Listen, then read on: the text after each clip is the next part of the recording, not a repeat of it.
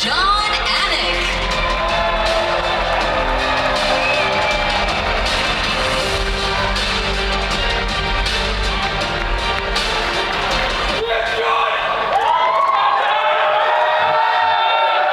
Thank you, ladies and gentlemen. A special welcome to all of you here inside T-Mobile Arena in Las Vegas, Nevada, for the 2026 UFC Hall of Fame induction ceremony. I'm Anik once again. It is a profound honor to serve as your host for truly one of the most meaningful nights across the entire UFC calendar. We find ourselves in the midst of the UFC's 14th International Fight Week, a celebration of the athletes, the fans, and the global community that has taken mixed martial arts from a curiosity into a global, worldwide institution. On Saturday night, this arena, already rich in UFC history, will host a reunion 13 years in the making. For the first time in 5 years, as many of you know, Conor McGregor graces the Octagon to rematch Max Holloway. Two icons who first shared the Octagon before either man had become a UFC champion and who now meet again with legacies already secure.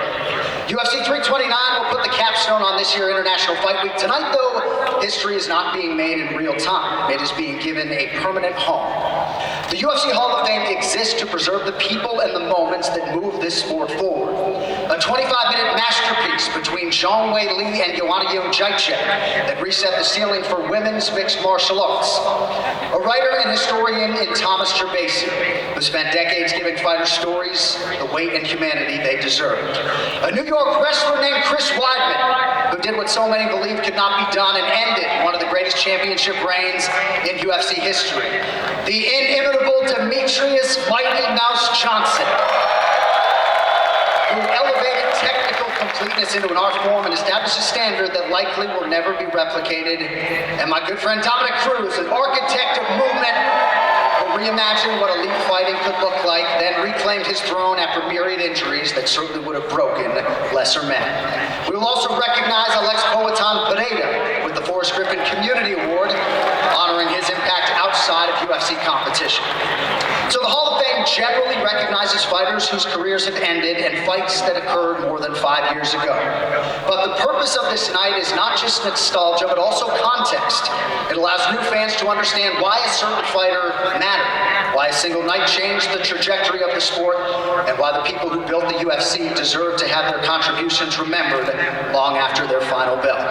These are the champions, the innovators, the storytellers, and the human beings who expanded the possibilities of mixed martial arts, and here in the Hall of Fame, their impact and their meaning will be acknowledged forever. So housed in the UFC Hall of Fame, as some of you know, are 4 distinct wings. The contributor wing, recognizing those who made their presence felt without actually competing.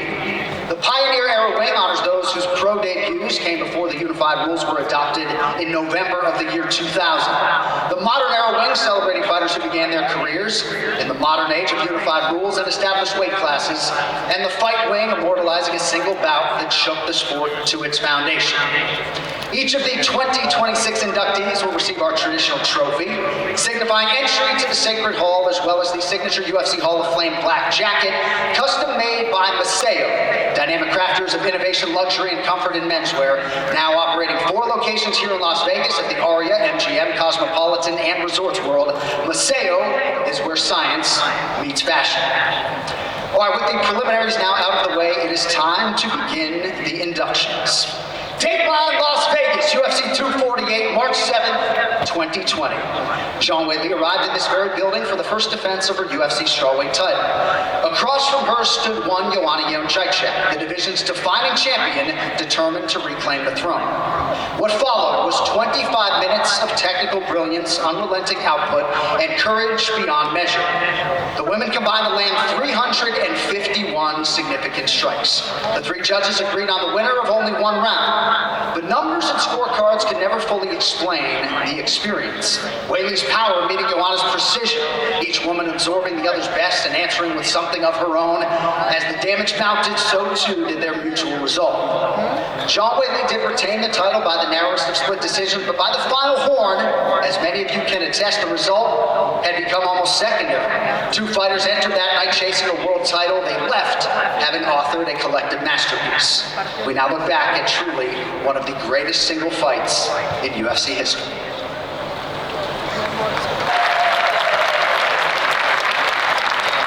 Sean Whitley was unable to attend in person today, but she had this to say about her Hall of Fame induction.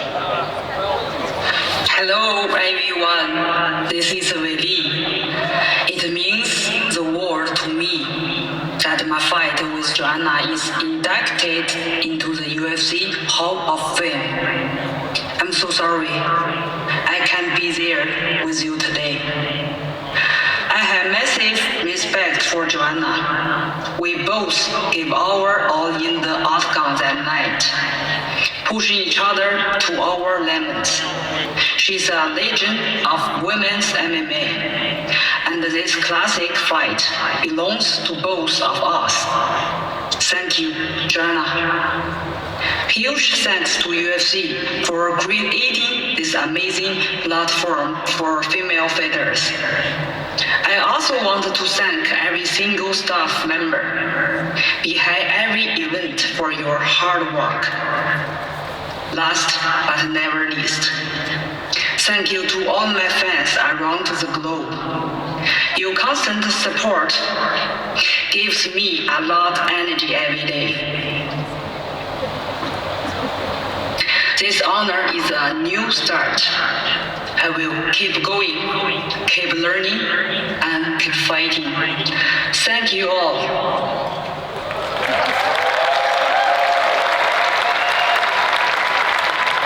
Right now, ladies and gentlemen, please welcome her counterpart to the stage, the strawweight queen, former UFC champion and a member of the Hall of Fame's modern wing already, now a two-time inductee, Joanna Jędrzejczyk.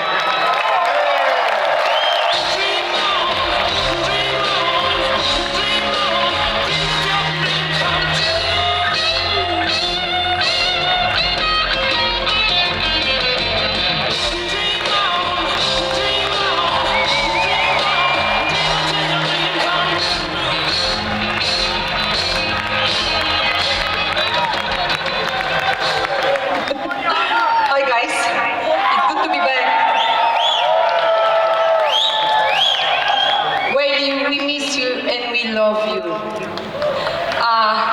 Guys, thank you for being here. Oh, that's not mine. I wrote the script, but I had no time to read it, and I'm a little bit nervous, so let me fix it. Oh, it's over there. Gosh, can you take this from me? I'm kidding, okay.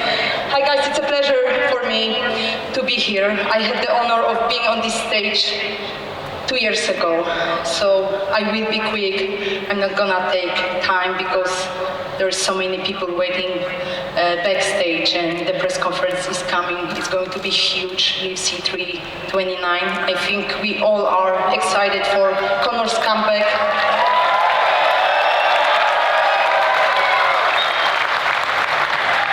And I think it's going to be hell of a fight because Max is the future Hall of Famer, but first of all, I want to thank Weili and her team for bringing the best out of me. Thanks for motivating me to be even more disciplined and training even harder. Yes, I'm reading, guys, because I'm so nervous. I wrote it, I can prove it to you, but I knew I was facing one of the greatest. So thank you, Weili. I need to thank Dan Lambert, who funded the ATT gym, who is like father to all of us. I want to thank my whole team, my manager, Jennifer Goldstein, my main coach, Mikey Brown, Daya Davis, Phil Daru, Strong, Steve Moko, Kater Kubis, and Kamil Ivańczyk, who is my PT, my good friend, and business partner. Together we succeeded in this fight without taking the win. I lost to my opponent, but stand before you proudly accepting this honor. Give yourself a chance. Give yourself one more round. It doesn't matter if you are an athlete, a patient, battling an illness, or simply going through difficult time in your life. It's always worth not giving up and fighting till the end. Life can give us so many opportunities, and we need to do everything in our power to seize them. It's for DP. Diamonds are forever. Dustin, we love you. And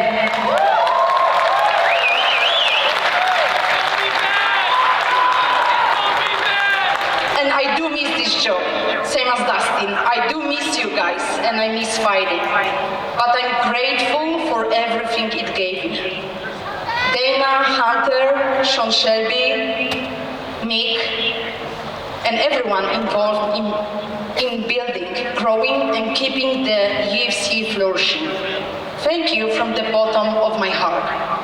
Without your dedication and hard work, none of this would exist. There would be no fighters chasing their dreams, no fans sharing the passion that brings us all together. Thank you for making it all possible. It was my brother-in-law birthday yesterday. Christoph, happy birthday. I love you, man. He has been married to my twin sister for the last 20 years. But he's like brother to me. Thank you for being here. My friends, my family. I love you guys. I miss you. And enjoy the night. Enjoy the weekend. It's going to be great.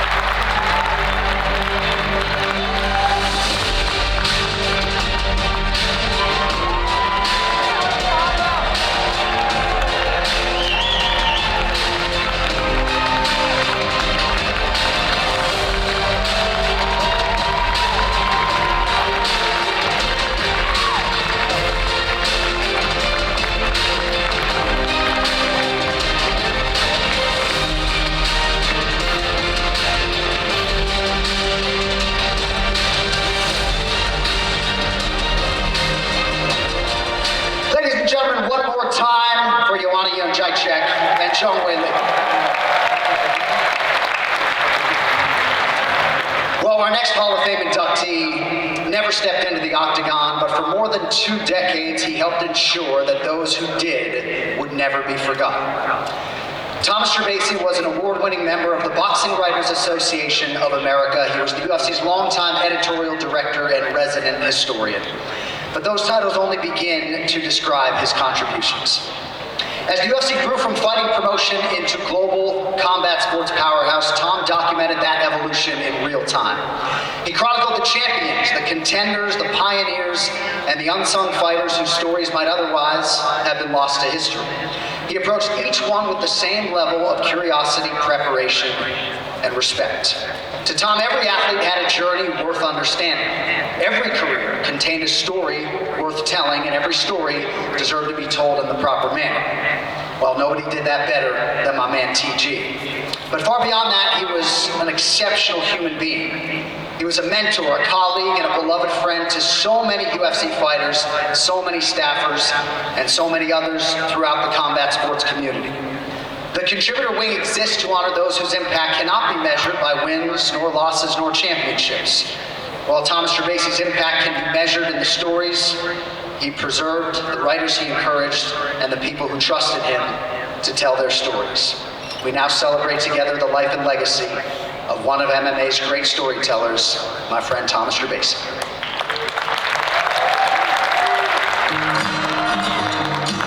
Tom Gervasi was one of the great journalists that ever worked in MMA, and he really loved combat sports.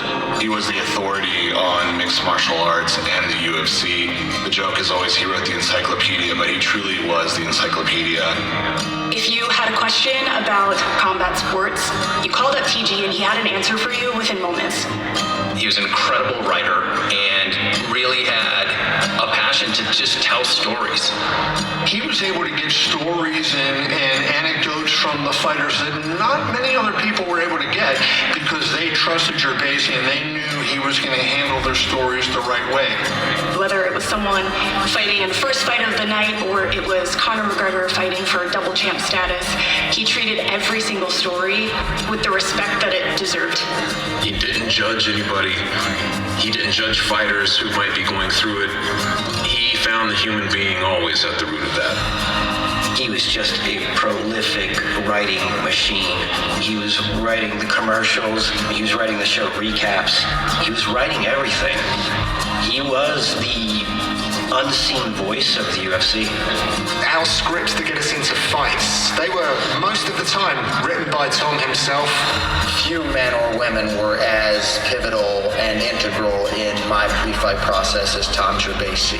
Every single Saturday, Tom Gerbasi was framing these competitors and framing these matchups and giving you the stakes of these fights, even if you didn't know his name was on it. Tom loved his job, but there is nothing he loved more than being a husband, a dad, and a grandfather. You know, TG really cared about his family first and foremost. If you look at his social media feeds, it's all pictures of his family. That's all he thought about. He lived a life not only that we could be proud of, but that he and his family could be proud of. Ladies and gentlemen, last year the UFC family suffered a profound loss with the passing of legendary writer and researcher Thomas Gerbasi. When you saw the outpouring of support and tributes from his peers, you could just see like who he was in this space. I think I speak for a lot of other writers and journalists saying that I wouldn't be here if it weren't for Thomas Gerbasi. He didn't just champion the UFC and champion its fighters, he championed a great many of the writers and those covering the sport as well. Tom is as deserving as anybody to be in the UFC Hall of Fame. He's just part of the DNA of this company. It's not really a contribution, he's just part of the soul of the business. Literally and figuratively, he wrote the story of the UFC. Every story, every article, every bit of research, every stat, we have it because Tom wrote it down. He's got many awards in boxing as well as MMA, and not only was he a special writer, but a special man and a special friend. The love that he had for the sport, the love that he had for the athletes, that's what made him so good at his job, because he genuinely cared. To work with any person who has that level of skill and expertise, that's a once-in-a-lifetime thing. But to have that person also be one of your dearest friends, that's something I'll never take for granted. He's just the best, and I miss him every day. We are so lucky to have him in our lives. He will be so missed, and he's just so deserving of this. I love the guy and I miss him. I just hope it helps his family understand how beloved he was by the MMA community. The fact he's not here is just devastating to so many of us, but his legacy lives on.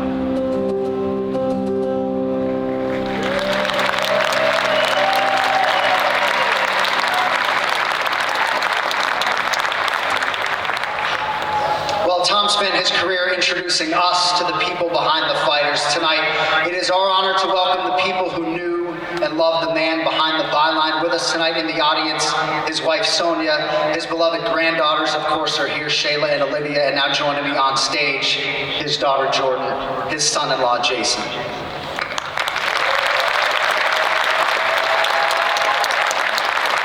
So Thomas's daughter Jordan wrote these words on behalf of the Gerbasi family. It is my honor to share them with all of you tonight on her behalf. On behalf of my family and my father, I would like to thank Dana White and the UFC team for the immense honor of inducting Thomas Gerbasi into the contributor wing of the UFC Hall of Fame class of 2026.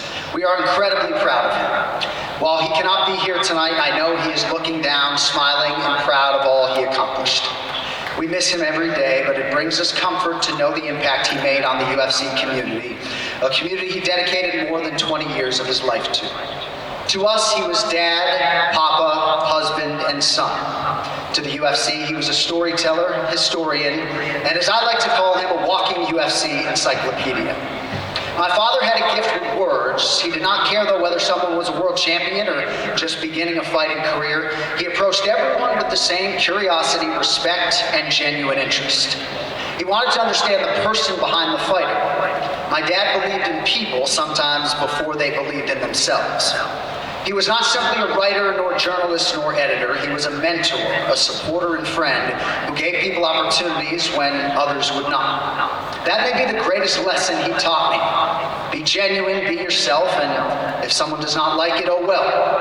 As a little girl, I would listen to him conduct interviews in awe. He knew the right question to ask, how to build trust, and how to find the story that mattered. Whenever he gave me writing advice, he would say, "Get to the point." So I know he's probably already wondering how long this speech is actually going to be. Well, as dedicated as my father was to his career, he never allowed work to keep him from living a full life. He made time for his family, made us laugh, and took us all along for the ride. Whether he was running marathons with my mom, finding a new place to eat, playing soccer leagues that we all were able to witness on Instagram, or planning another adventure, he was completely present. He was our comic relief when life was difficult. He found the bright side when no one else could see one, and made the impossible feel possible. I especially admired the love my parents shared. They were best friends for 32 years. During the special days my father and I spent together, usually involving a bookstore and a new food discovery, he would always tell me, "I have no idea what I would do without your mother." Watching him become a grandfather was one of the most beautiful experiences of my life. His granddaughters, Shayla and Olivia, were his buddies. They lit up whenever he entered the room, and honestly, most people did. There was no holding back, though, when it came to those girls. He would take 3 buses to get them to Chuck E. Cheese's, buy them orange floats at Shake Shack, and carry bookstore bags heavier than a set of dumbbells. They had him completely wrapped around their fingers. My father was the type of man who would truly give you the shirt off his back and never expect anything in return. Even in his final acts, he continued to give. As an organ donor, he gave the gift of life to 5 people. That was who he was. I could speak for days about the wonderful man my father was, but I know he would remind me once again to get to the point. Well, the point is this. We all miss him more than words can express, and we are deeply honored to accept this recognition on his behalf. Thomas Gerbasi spent more than 20 years making sure the stories of this sport and the people in it would be remembered. Tonight, the storyteller becomes part of its history. Thank you all very much.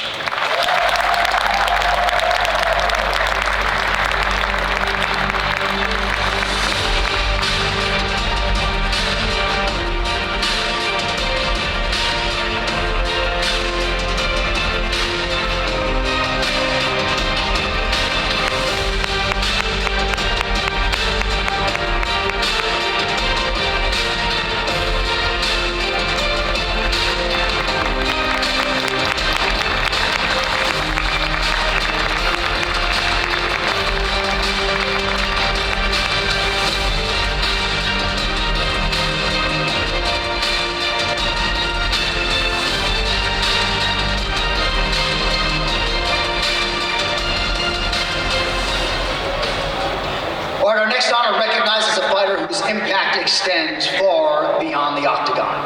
Alex Pereira created Instituto Poetan to provide educational and athletic opportunities for underserved youth in Brazil. A 2-division UFC champion who knows how sport can change a life. Alex is now using his success to change the lives of others. Here's a closer look at the 2026 recipient of the Forrest Griffin Community Award presented by Ninja Trade.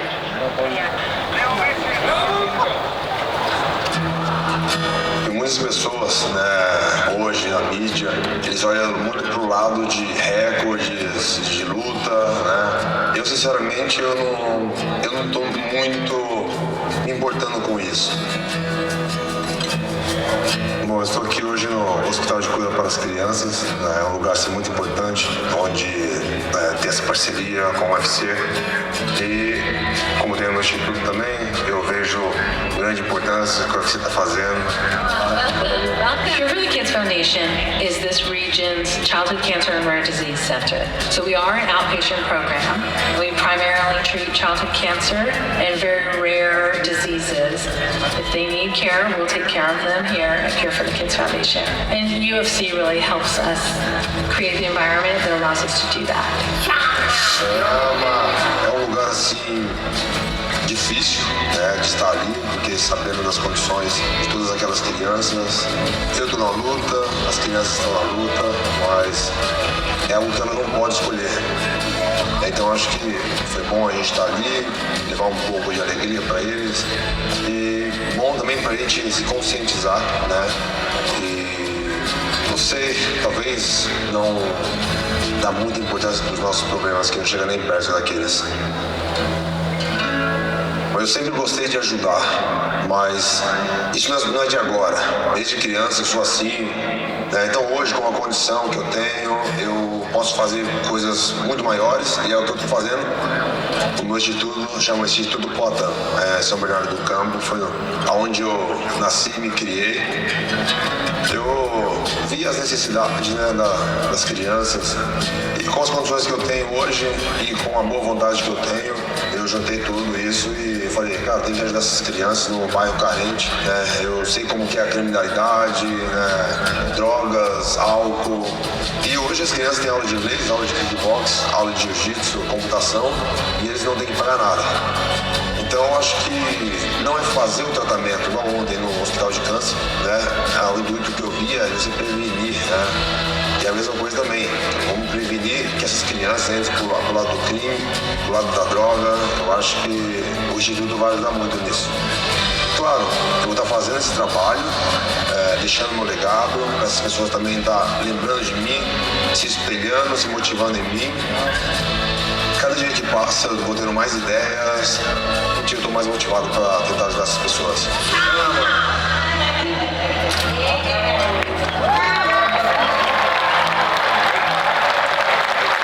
Such an inspiring example of what it means to use your broad platform for good. Ladies and gentlemen, please now join me in welcoming to the stage the 2026 Forrest Griffin Community Award recipient, the living legend, Alex Pereira.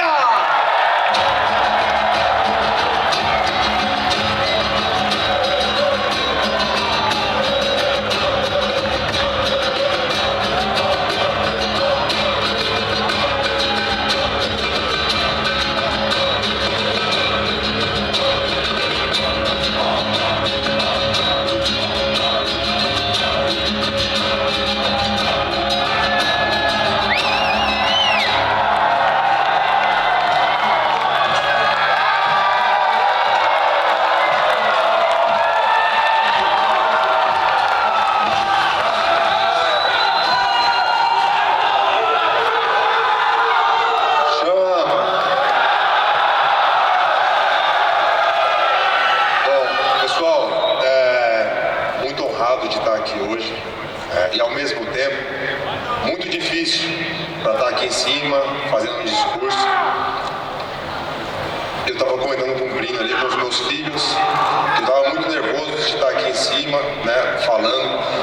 Eu sei que vocês sempre estão me vendo, dando entrevistas, mas aqui para mim é um pouco diferente, é uma grande responsabilidade. Eu preparei um pequeno texto aqui que vou tentar ler para vocês, mesmo muito nervoso, como forma de desafio aqui, representando o meu instituto, mostrando para as pessoas, né, o quanto a falta de estudo faz. E é por isso que eu estou dando a oportunidade de outras crianças ter uma vida melhor, ter oportunidade. Hello guys, so very good to be with you guys here. This is, believe it or not, very hard for me to be here, having to prepare a speech. I even told Plino and my kids that for me this is hard to do, but I have to do it for the kids that I help. So I'm going to be reading a little piece here of paper for you guys, and this is the proof of how much study is important in your life.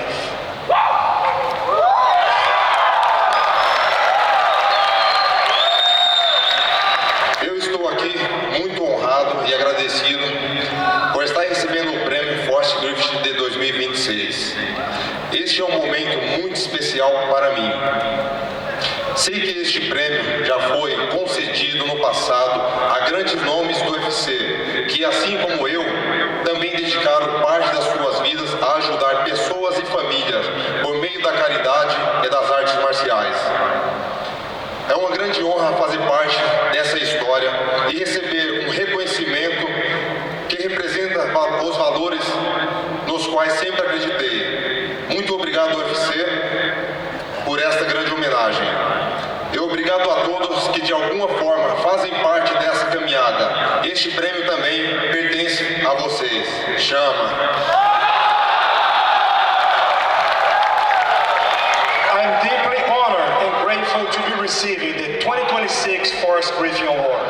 This is a very special moment to me. I know that this award has previously been presented to great UFC fighters who, like me, have dedicated part of their lives to helping people and families through charity in the martial arts. It's a great honor to be part of this legacy and to receive the recognition that embodies the values that I always believed in. Thank you very much to the UFC for this honor. And thank you everyone who have been part of this journey in any way. And this award belongs to you too. Queria compartilhar para todos vocês, né, como foi a ideia ali do meu instituto, né? Foi quando eu relembrei de momentos da minha infância, na época de 7, 8 anos de idade, nesse mesmo prédio onde tinha aulas de capoeira. Então eu e meu irmão ia somente olhar as aulas porque a gente não tinha condições de pagar uma mensalidade, pagar para estar treinando. Então a gente ficava ali olhando, vendo a forma que eles executavam os golpes, e a gente fazia isso na nossa casa ou na rua. E hoje olhar ali no meu instituto, 600 crianças tendo a oportunidade de estar ali fazendo jiu-jitsu, kickbox, aula de inglês, computação, sem pagar nada, né? Eu fico muito feliz com tudo isso que eu estou podendo proporcionar para essas crianças. Então é uma grande lembrança que eu tenho, né, do meu passado, aonde eu via dificuldade, e com certeza no lugar onde eu nasci é um lugar carente. Então eu via das necessidades e decidi ajudar. E eu me sinto muito bem com isso, né? Antes do meu instituto eu já fazia algo para a comunidade, ou seja, com alimentos, ou com coisas que eu via que as pessoas estavam precisando. E eu faço isso para me sentir bem. Eu me sinto bem com isso. Eu queria passar essa imagem, essa mensagem para vocês, né, o quanto é importante isso. Você fazer o bem para as pessoas.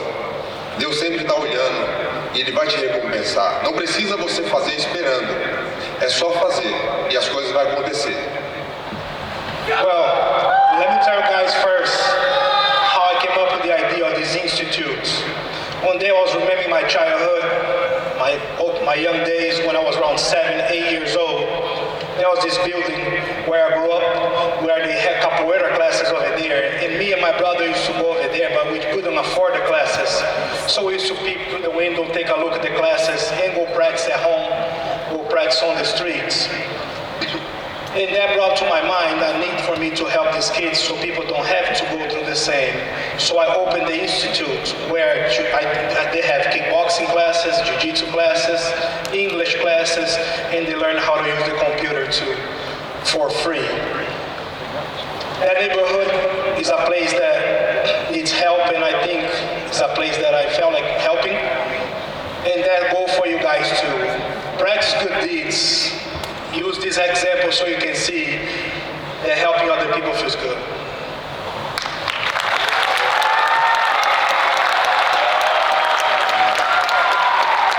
E como eu falei, lá atrás eu estava muito nervoso.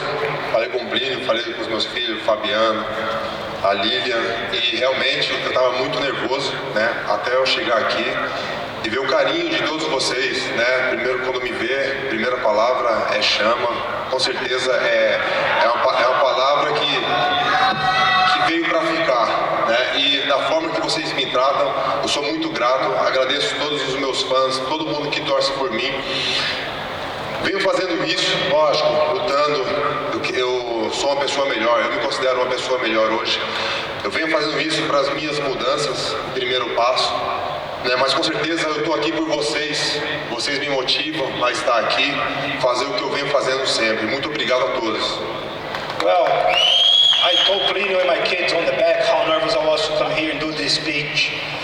But just coming here, you guys make me feel so welcome. You guys say chama.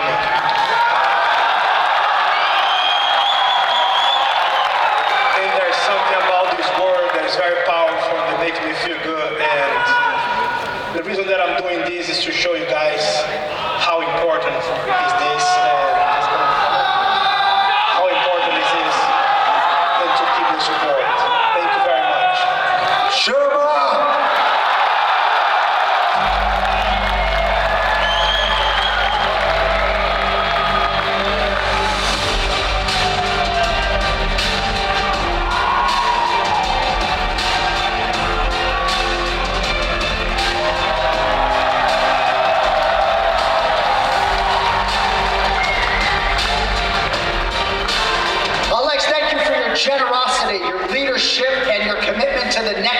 celebration to bestow the 2026 Forrest Griffin Community Award presented by Ninja Trader. Please welcome Max Shane Brom, Executive VP and General Manager of Ninja Trader Connect. In recognition of this honor, UFC will also make a $25,000 donation to a charity of Alex's choosing. Ladies and gentlemen, one more time for the since departed Alex Poatan Pereira. He authored one of the single greatest moments in UFC history, defeating a once unbeatable foe and solidifying his greatness in the middleweight division. Up next, Long Island's Chris Weidman will have his incredible career honored and enshrined in its rightful place in the Hall of Fame. And later, a revolutionary of the lighter weight classes and a profile in courage and determination, the Dominator gets his well-deserved honor here in Las Vegas.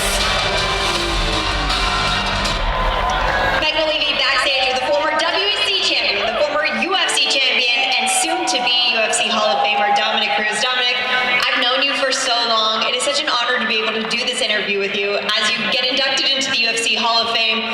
You made your WEC debut in 2007. What do you think Dominick back then would have thought of this moment tonight? I mean, this sport was illegal everywhere, so my weight class didn't exist yet, so I had no clue it was going to turn into this. The one thing I did know is that the UFC had the Ultimate Fighter going, and I knew that was going to make everybody want to tune into this sport forever. So I was confident in that, but I had no idea it was going to turn into the rocket ship that it is. Well, it did, especially in those weight classes, those lighter weight classes, because of guys like you and the performances you put on, the style you brought to the octagon. To know that now there are bantamweights and flyweights and featherweights that maybe wouldn't have been able to fight in the UFC prior to performances like yours in the WEC, what does that mean to you? It means everything, because it's really like the point of being champion to me is to set a watering line for people to pass, but also achieve. It's the mixture, right? You know, records are made to be broken, so that's why we make them. But of course, setting that watering line and showing lighter weight classes that we matter compared, you know, when this thing started as 155 all the way up to heavyweight, they didn't even give us a shot. The WEC, every champion from that organization crossed over to the UFC because we were already the best in the world, and we were just called WEC, but I'm very proud of that. You absolutely should be. WEC forever. Dominick, you had such a storied career. You fought so many incredible opponents. You had a style that was uniquely yours. When you look back at your performances inside the octagon, inside the blue cage, is there one that stands out to you? Probably the TJ Dillashaw one, because that one, I was just so broken and nobody really gave me a chance because of all the knee injuries and all the injuries that built up. And it was very much known that I was the most injured guy and all this, and I was just tired of hearing it. So there was just so much that I needed to prove to myself. And I was able to go out there and do that to somebody without changing their weight class, without leaving the testing pool. I stayed in the testing pool through every injury, through everything I did. And these are things I'm really proud of, because that meant that when I came back, I faced the best opponent on earth at that time after the layoff, with no handouts and no way to make anything easier for me. It was the toughest scenario possible, and so I'm really proud of that. As you should be, Dominick. I'm so glad we still get to work together, so I get to see you very often, but this is a night to celebrate all of those accomplishments and all you've done, not just for yourself, but for mixed martial artists of the future. We appreciate you so much. Congratulations. Thanks, guys.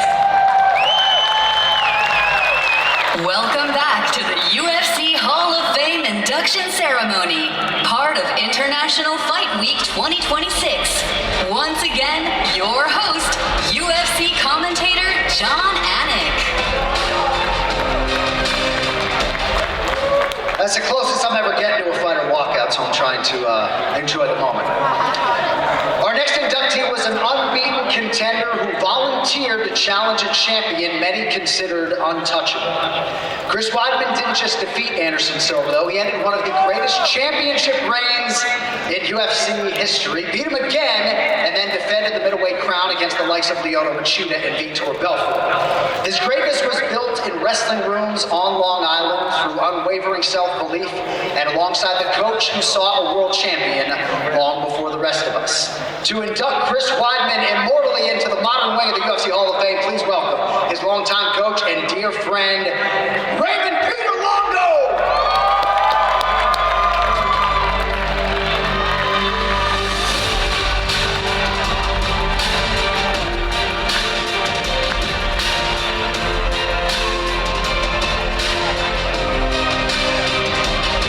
Oh yeah!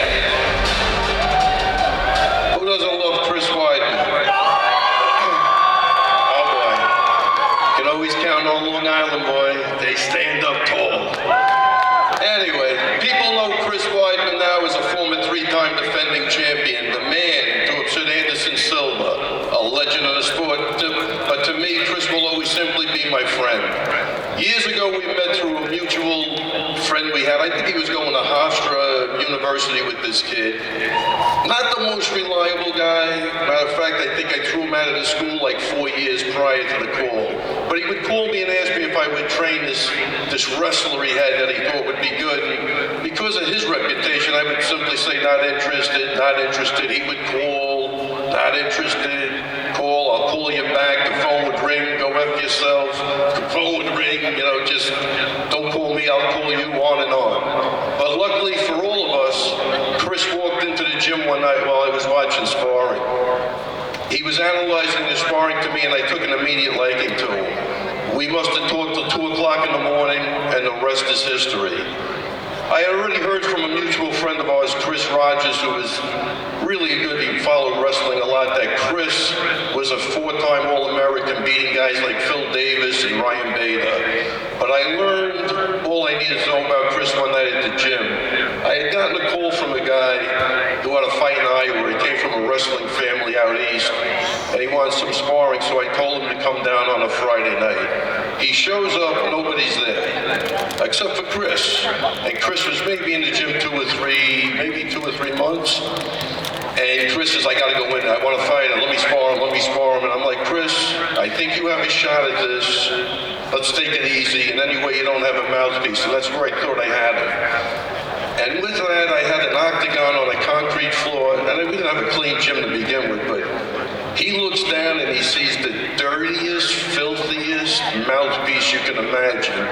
Bends over, picks it up, puts it in his mouth. He goes, I'm ready to spar. Unfortunately for the guy who was sparring, that guy never came out of the second round. At that moment, man, I knew I had something here with him. As a white belt, tapping out black belts at a time when that really nobody was doing remotely anything like that, Chris was a true phenom in every sense of the word. From his first 2 wins in the Ring of Combat to winning the East Coast ADCC trials, then going on to compete toe-to-toe with Andre Galvao as a white or a blue belt. Chris really felt like a different animal to me. And just like that, 3 years into his pro career, we get the call. 2 weeks, Alessio Sakara, already an 11-fight UFC veteran at the KFC Yum Center in Louisville, Kentucky, on UFC Versus, if anybody even remembers those Versus days. But of course, in typical Weidman fashion, he popped his rib maybe 2 or 3 weeks before that, but it should be healed by the time of the fight. This would start defining who Chris Weidman really was. Broken rib, no problem. Lose 30 pounds in 7 days, no problem. Fractured foot, no problem. Chris would set the example for the young fighters in the gym, the Al Iaquintas, the Aljamain Sterlings, the Merab Dvalishvilis, that hard work and taking risk pays off. No risk, no reward. With 2 weeks to get ready for that fight, we had to start immediately. I think we got the call Saturday and we started. Sunday came around, he called me and said, I can't come down, I have to watch my daughter Cassidy. So I called my daughter Danielle up to come to the gym and watch his daughter while I had Chris push my car up and down Commercial Avenue. Back then, my go-to conditioning was VersaClimber and car pushing. And there it was, on 2 weeks' notice, Chris gets his win and his UFC journey starts. In the only way he could with him, adversity, setbacks, but the mental grit and toughness, as well as the family and people he had around him to push him through, made Chris who he was. Fast forward 2 years and 3 months, July 16, 2013, the biggest opportunity of his life, Anderson Silva at UFC 162. From day one, Chris always felt he was a bad matchup for Anderson. That's all he would talk about. Anderson was a human highlight reel, dismantling opponent after opponent. A champ for 7 years straight, retained his title 10 times. Chris would go on to KO Anderson Silva in the second round, and his life, becoming the middleweight champion of the world, was changed forever. Yeah, you're not kidding. That was no joke. He went on, he gave Anderson an immediate rematch. He went on to beat him in a rematch, and then he went on to beat 2 more Brazilian legends in Lyoto Machida and Vita Belfort. He fought legend after legend: Luke Rockhold, Joel Romero, Kevin Gastelum, Jacare Souza, Mousasi. And even though they didn't go our way, they all knew they were in a hell of a fight. Now and then I like to tell Chris I just love hearing him on the desk, bullshitting with DC and busting balls, torturing whoever they can. I'm happy to see him show off his skills as a speaker and an analyst now. And that's really it. From prospect to contender to world champion, now to analyst and Hall of Famer, Chris Weidman has had a career only maybe 0.0001% of fighters could ever hope for in their career. And for that, we have an incredible support group. First, Matt Serra, a man I wouldn't be here. Yeah, give it up for Matt Serra, man.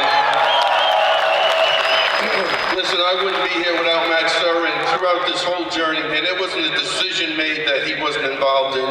Still to this day, one of my best friends, talk to him every day. My beautiful wife, Vilma, who loved me, who really supported me in the good and bad times, always had my back, always was happy for my success. Charlie and Mary Weidman. Hey, where's Charlie? Stand up, Charlie. Where is it? Charlie, you get one last chance, buddy. 3 words, let's have it.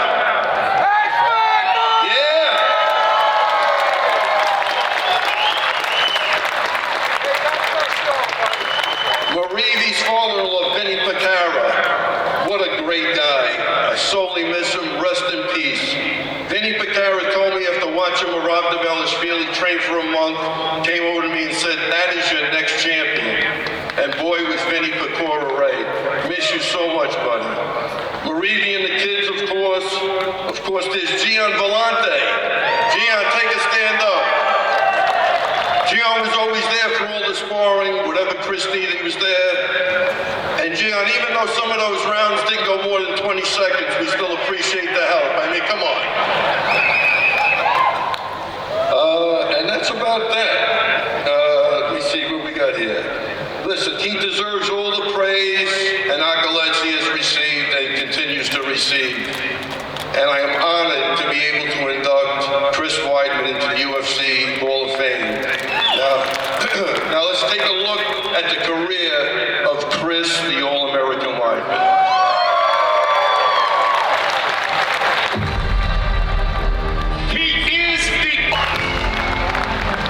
Please welcome UFC Hall of Famer and my great friend, Chris, the All-American Weidman.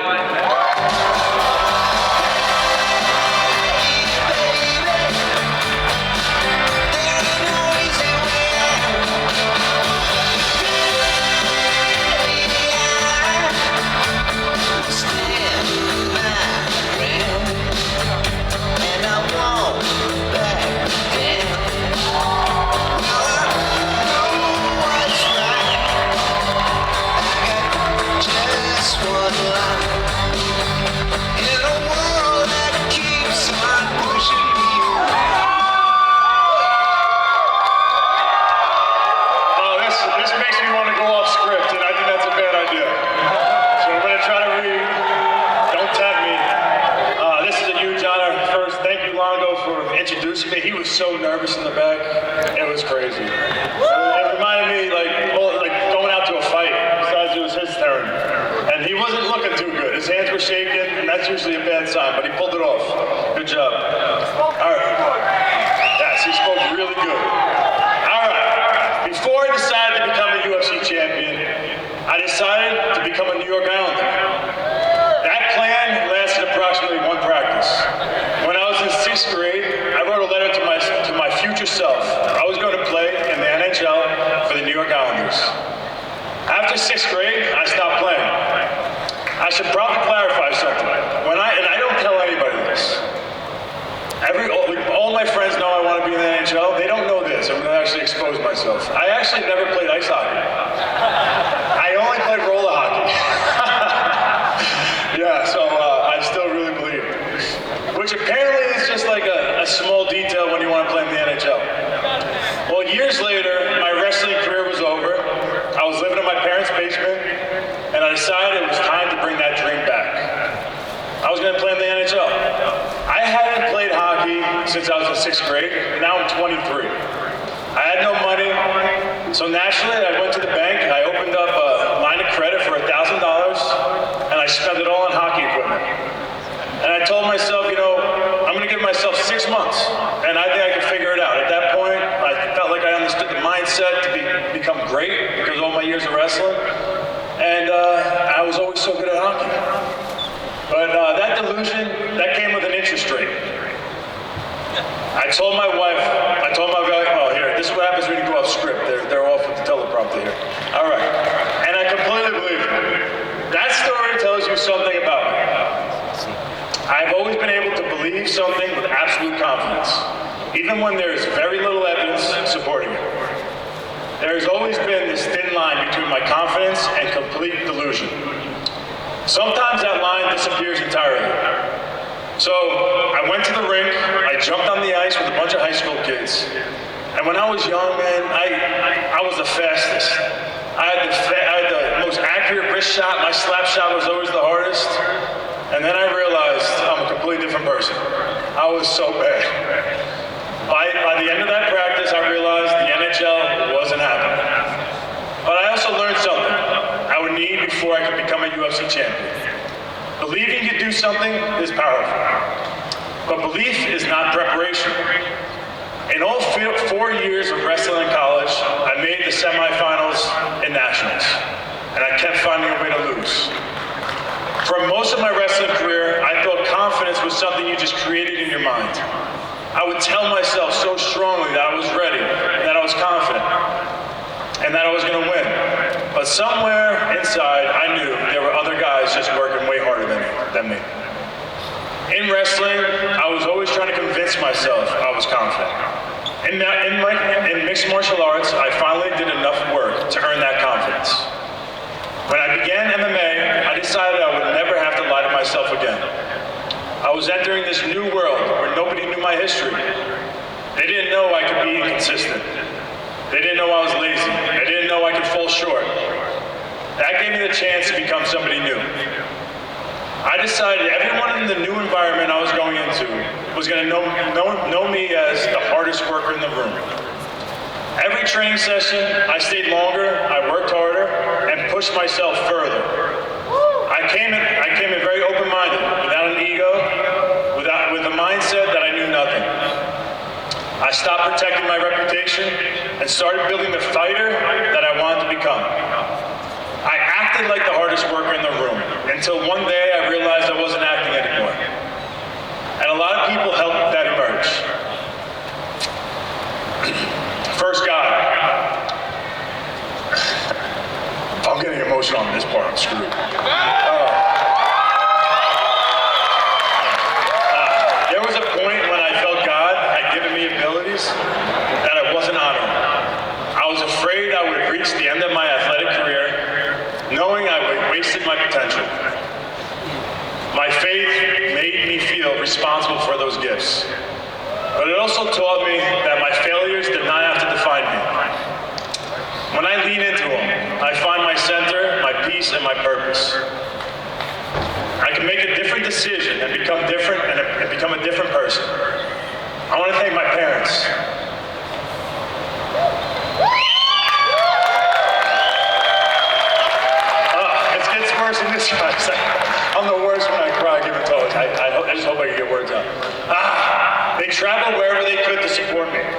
sometimes putting themselves in a big financial hole just to be in the building.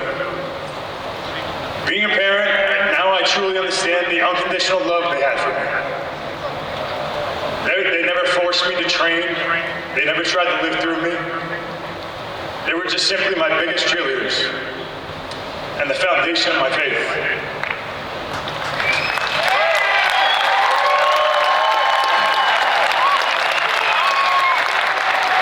Mom, I'll never forget the day of the first Anderson Silva fight. I was so nervous and emotional. And my mom always, since the beginning of my career, she always printed out these prayers. They were long. It was like 10 pages worth of verses and different prayers that would help me, go into a fight and settle myself down. But it's what I needed. And Mom, you just did so much for me. Your support meant so much to me. She was just always there. And I want to say something else about you tonight. About 8 months ago, you were diagnosed with a rare cancer, small cell carcinoma in your bladder. Survival rate is not good.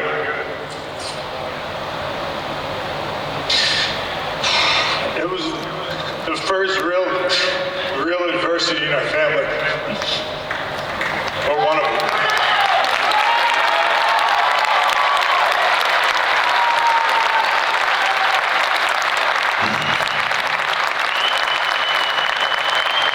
I appreciate the support, guys.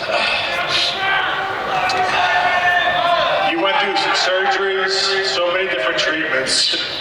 Mexico for holistic treatments. Here in America, we did chemo, just everything. She did everything she was told to do without hesitation. And the pain that we never wanted to see you go through, we had to deal with it. But you never complained, you never hesitated. You focused on healing, on your faith, on your relationship with God. And now, to be able to stand here tonight and say, literally 3 weeks ago, and the chances of this happening were so rare, she was just recently declared cancer-free.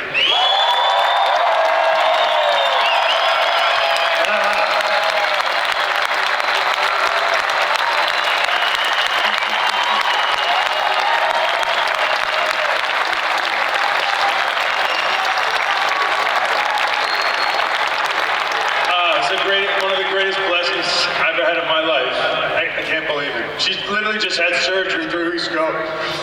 Complete new bladder. The fact that she's here right now, she had all these things coming out of her, all these drains, and they took out the last one. And she didn't know if she was going to make it to be able to come here, and she got here, like always. You're a miracle and a gift to this family, and I love you so much.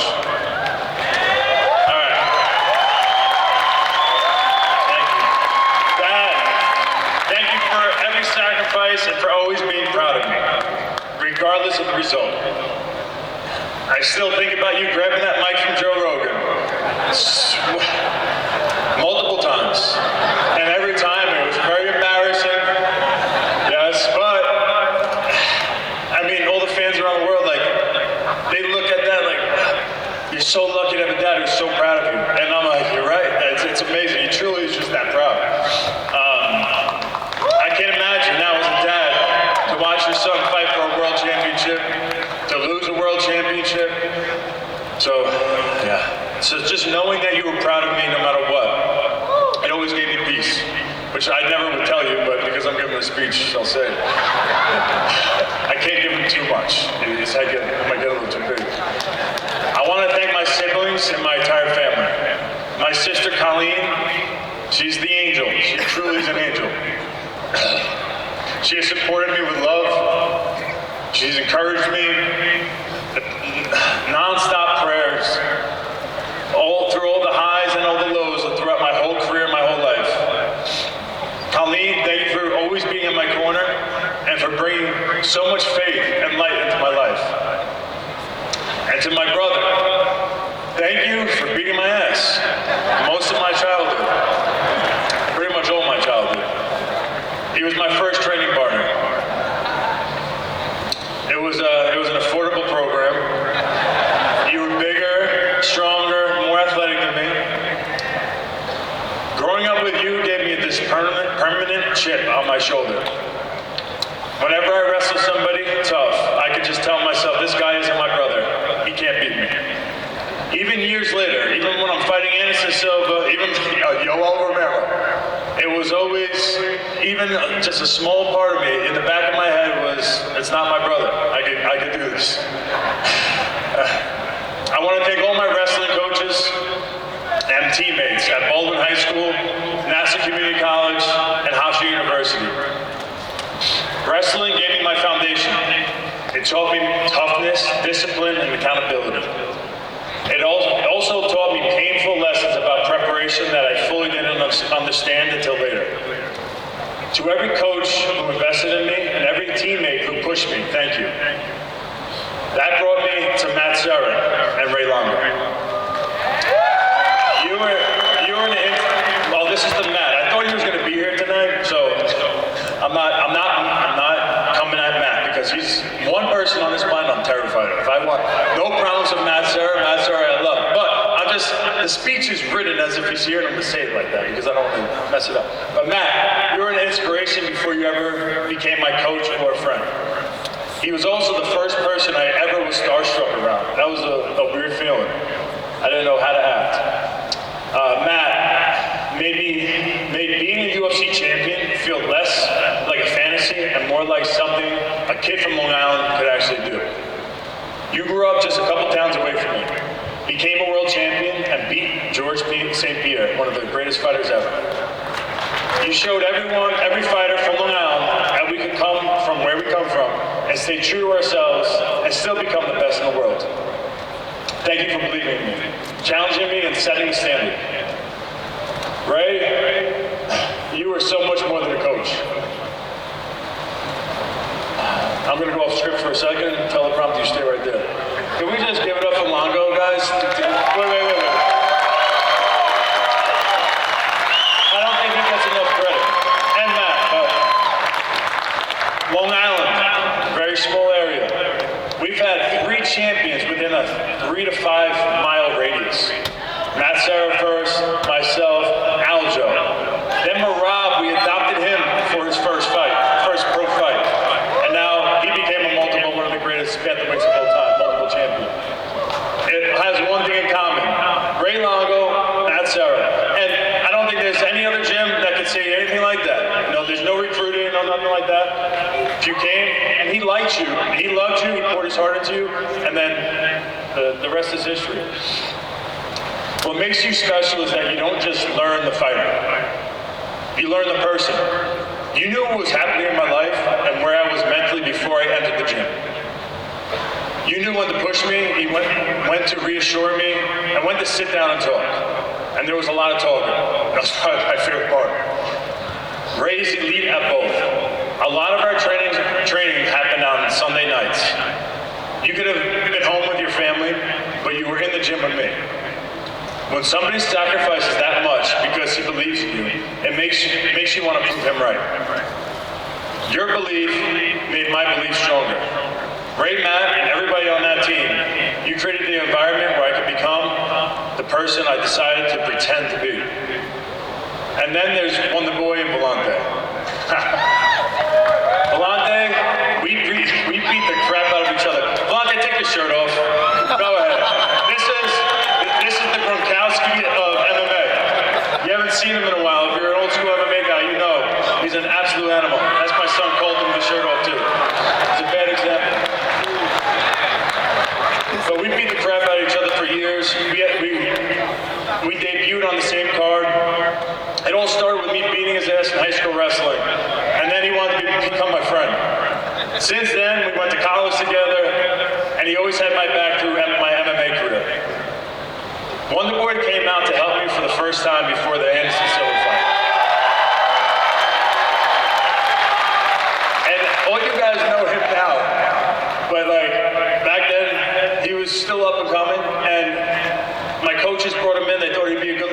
Anderson Silva, and I remember him, because at that time I was just trying to kill every sparring partner, and if I wasn't killing them, there was something wrong.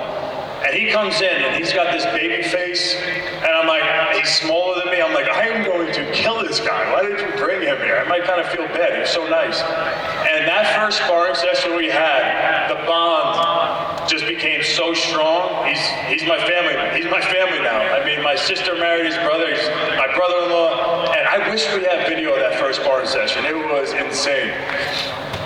I love you, buddy. All right. I want to thank my wife. We've been together since we are 15 and 17 years old. When I was trying to figure out my life, she was working at PricewaterhouseCoopers, studying for and passing her CPA exams, and helping us build a family. Meanwhile, I was living in my parents' basement, buying hockey equipment with borrowed money. She made a very questionable investment in me, but she was my backbone at home. She handled everything I needed so I could focus on training. She carried the responsibilities nobody outside of our home ever saw. She pushed me to become a better person. Because honestly, I'm a nut job deep down inside. I'm pretty much like the guy Volante with his shirt off right now. But she puts me in my place. She is loyal, she has an incredibly strong moral compass, and she has spent our whole life together keeping me on the right path. You sacrificed more than anyone for this career. You lived through every training camp, victory, loss, injury, and uncertainty that comes with loving a fighter. You believed in me before there was any logical reason to it. I love you, and none of this happens without you.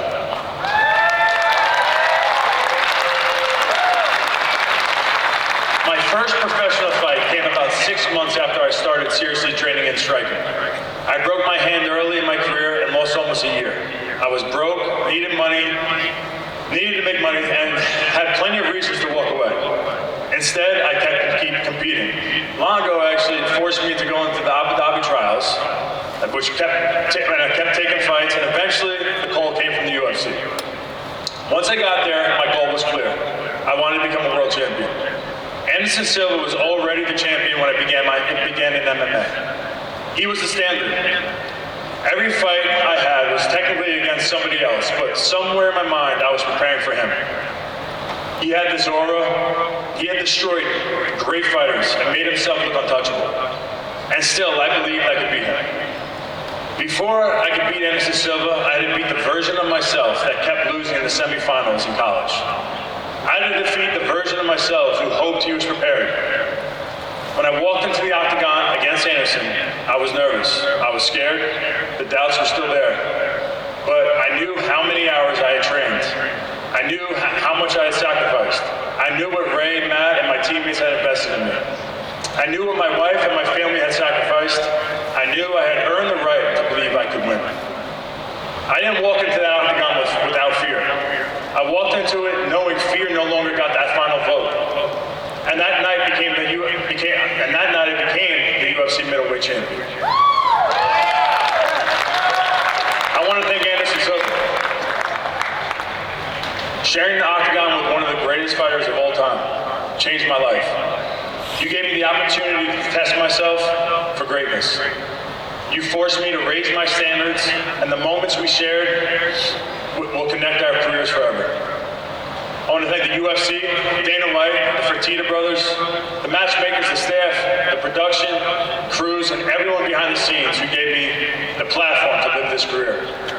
I also want to thank Team Vayner Sports, especially Lloyd and Sarah, for believing in me, guiding me, and always looking out for me and my family.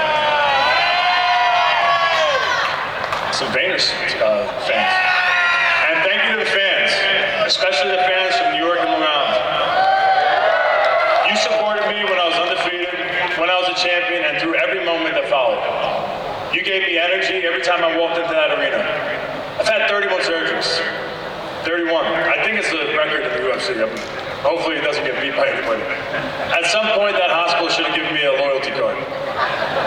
I don't say that for sympathy. I say it because every one of those surgeries meant starting over. Another setback, another rehab, another decision to keep going. Those experiences taught me that toughness isn't always what happens inside the octagon. Sometimes toughness is getting up, doing another day of rehab, and refusing to let the hardest thing that happened to you become the end of your story. I kept coming back, and I hope that part of my story reminds somebody that being broken does not mean that you are finished.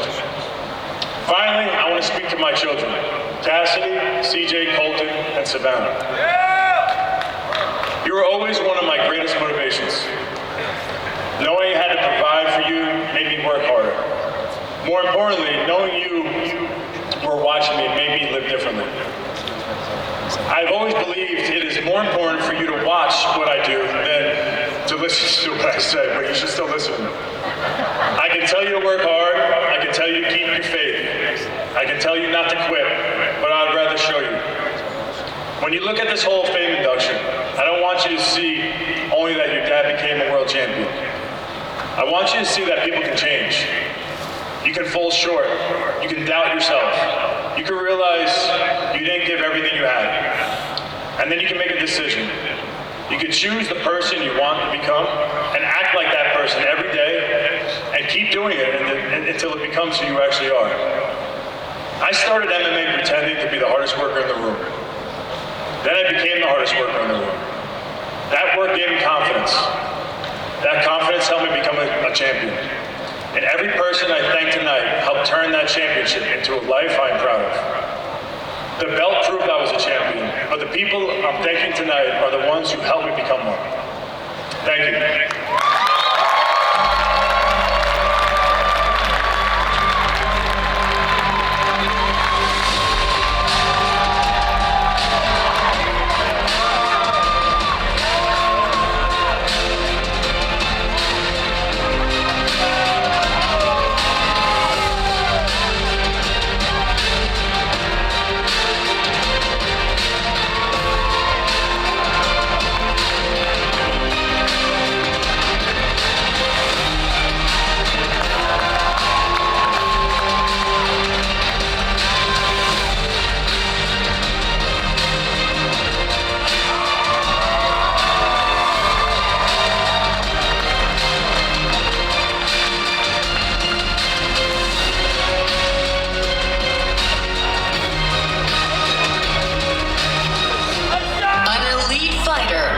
skill set unlike any other, Demetrius Johnson ruled the UFC flyweight division with 13 straight wins and a staggering 11 consecutive title defenses, dominating an entire generation of challengers.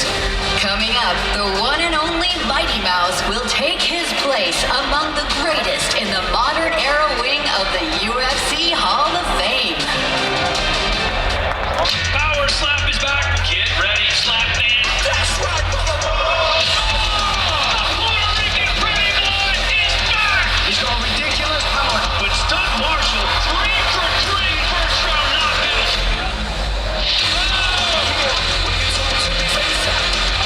Paul Young versus Brandon Rhodes. This one's got to be fireworks. International Fight Week in full effect.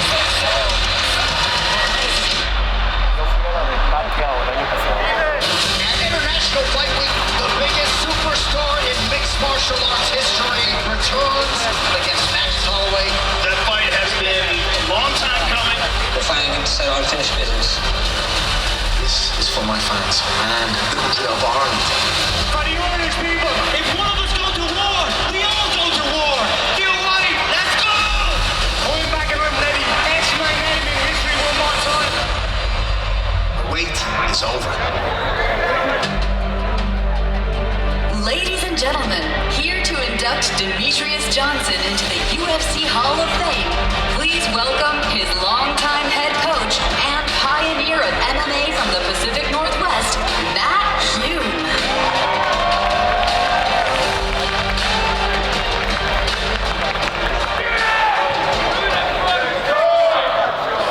Thank you all. I'm honored to be here tonight and grateful to the UFC for giving me the opportunity to speak about someone who is very special to me. 20 years ago, a young man walked into AMC simply looking to get a workout. Neither of us knew that that moment would begin a journey that would go down in history. Many people have asked me about that day and whether immediately recognized that DJ was destined to become a champion and an MMA superstar. The honest answer is no. It takes an extraordinary combination of skill, discipline, intelligence, and will to excel in mixed martial arts, let alone to become one of the greatest to ever do it. Those qualities and the character required to become a legendary champion can only be revealed over time and through difficult trials. When DJ began training at AMC, he was always the first to arrive. He was excited to learn, eager to train, and brought an infectious joy and happiness into the gym every day. He never let anyone outwork him, and he raised the standard even for the established world champions already training at AMC. What I didn't know was everything that was going on in his life before he walked through those doors. DJ was working 10 and 12-hour days doing physical labor. He was taking his deaf mother to treatments for bone cancer, supporting a brother living with schizophrenia, and trying to hold things together in a home without a father present to help. DJ had every reason to be exhausted, angry, bitter, or hopeless. Instead, he arrived every day, on time, happy, ready to learn, ready to outwork everyone in the room, and always put his teammates before himself. That was when I began to understand what made Demetrius Johnson special.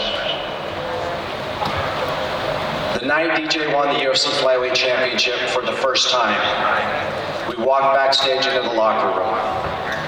He had just accomplished his dream, and I immediately started telling him everything he had done wrong. This brought tears to his eyes. Instead of celebrating, I was already explaining what we needed to improve when we got home. It may have seemed cold, but in my mind, winning the championship did not change our standard, it raised it. At that time, DJ did not see what I saw in his future. I believed that if we remained focused, he could become the greatest mixed martial artist in the world. Years later, during the final week of training camp for his historic 11th title defense against Ray Borg, DJ came to me with a problem. He was already very good at getting to his opponent's back and suplexing them.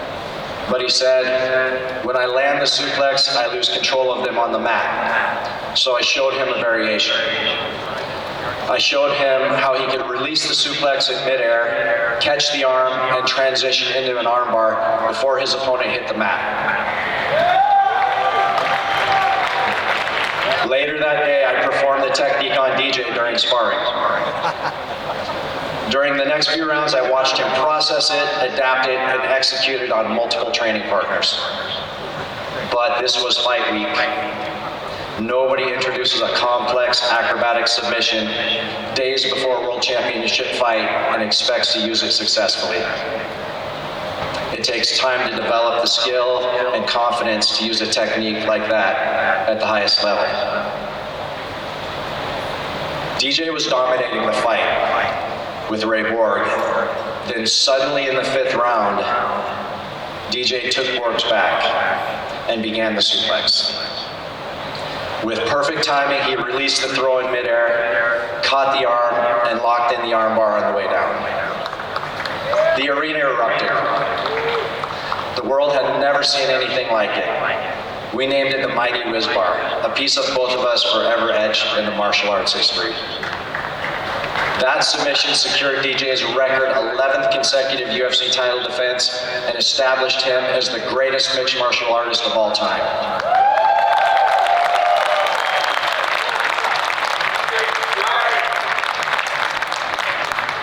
When we walked backstage, before I could say anything, DJ looked at me, smiled, and asked, "What did I do wrong?" I looked at him and said, "Nothing. Tonight, you made history. You established yourself as the greatest martial artist in the world. I'm proud of you, and I love you."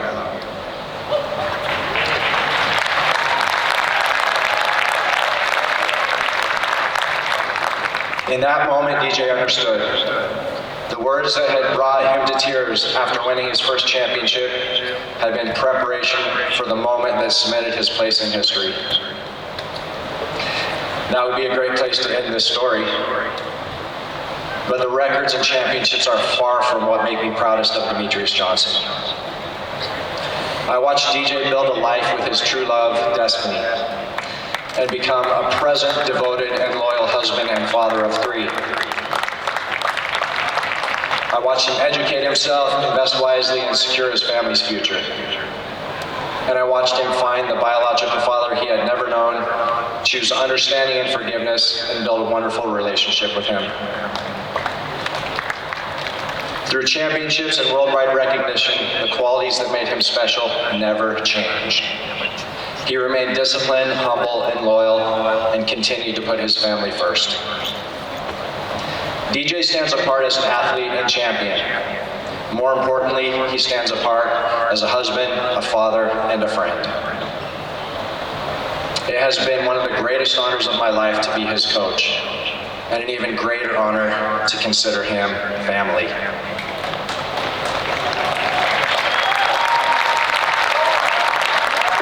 No one exemplifies the athleticism and skill of the UFC flyweight division better than one Demetrius Mighty Mouse Johnson. He is the best example of what is possible in the modern era of mixed martial arts fighting. That's it! His ability to take world-class contenders and make them look like they have no business being inside that cage with him. It is really unparalleled. There's no one like him.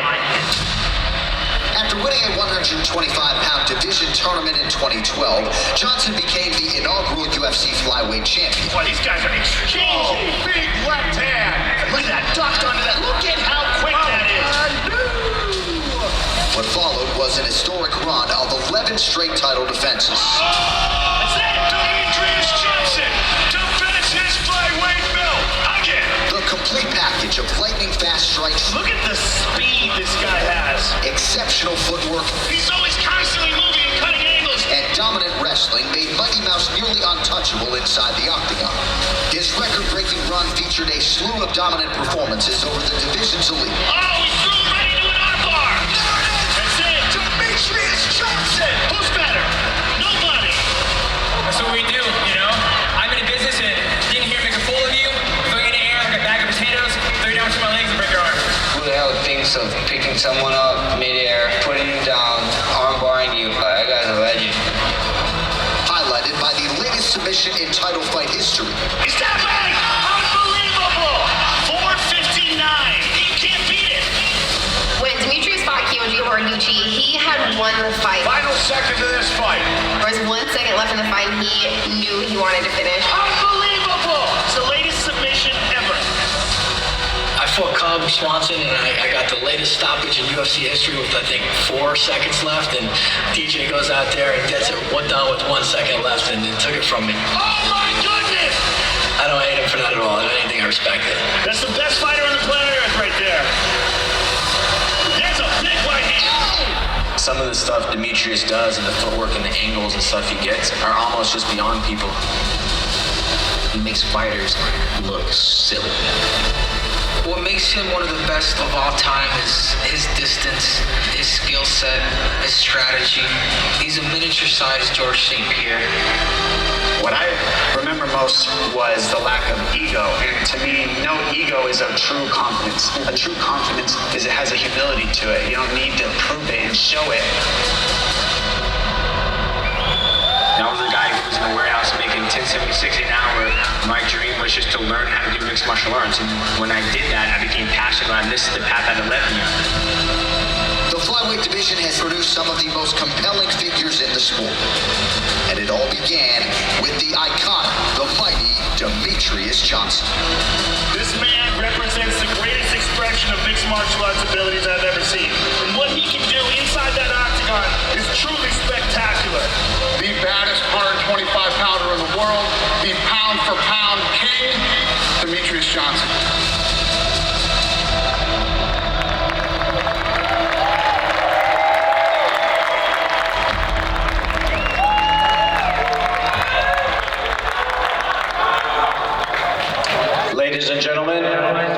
Please welcome my student, my son, and the greatest martial artist of all time into the UFC Hall of Fame, Demetrius Mighty Mouse Johnson.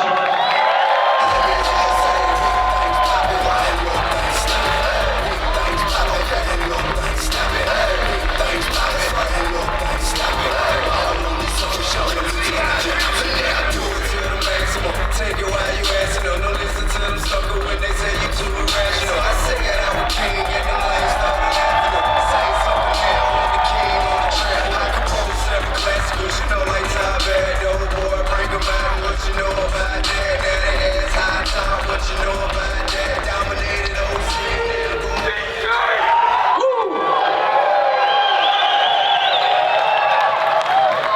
All right.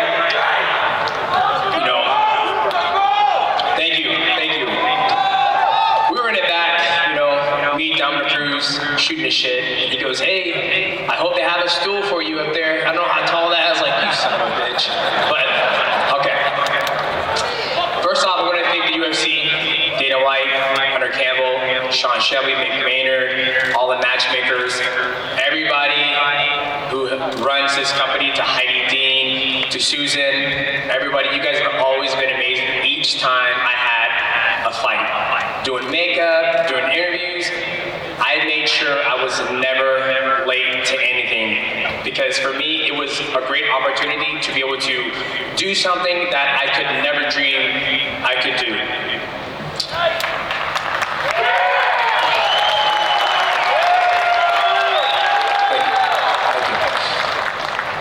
Like Matt said, growing up, I didn't have a father at home. I was raised by my mother. She was deaf. Me, my brother, Lana, and I found escape through working out. I loved it. I yearned it. When I was in elementary, instead of playing on their recess, hanging out with the girls, I ran track. I ran 2 miles every single day. Then the second recess, we chased the girls. But the first recess was all about working out. Time went on, I kept on training in track. When I got to middle school, went back to track, football, wrestling. Fast forward, I got done with high school and I was like, man, what do I do with my life? Do I work a 9 to 5? What do I do? I knew I loved working out. So one day, I'm in college, I come home, I stay with my buddy Jordan, and I see the Ultimate Fighter come on. I see everybody fighting. I'm like, oh shit, this looks cool. I think I can do this. And I'll never forget seeing Sugar Rashad Evans work extremely hard. And I loved working hard. And I was like, I'm gonna give this a try. AMC had a satellite school in Auburn. I showed up, just like everybody else does when they want to try something. Didn't know anybody. I started hitting the bag, and a gentleman came and said, you wanna know how to fight? I said, absolutely, I wanna take classes. I took classes, kept showing up, was working 2 jobs, was working at Journeys, working at Red Lobster. I met my beautiful wife, Destiny Johnson. We'll get to you soon, baby. We'll get to that story soon, don't worry. I gotta set the stones, okay? Oh, Jesus, come on, I'm not there yet, all right?